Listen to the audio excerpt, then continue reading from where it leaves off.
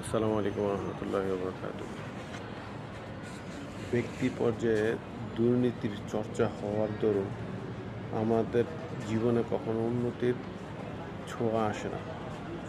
যেমন উদাহরণ দিয়ে বোঝায় যে আমাদের যে কোনো মসজিদে যদি কেউ যদি ঘোষণা করে যে আজকে অমুক মসজিদে বিরিয়ানি দেওয়া হবে, দেখবেন ওখানে কিন্তু মানুষ হুমড়ি খেয়ে পড়বে।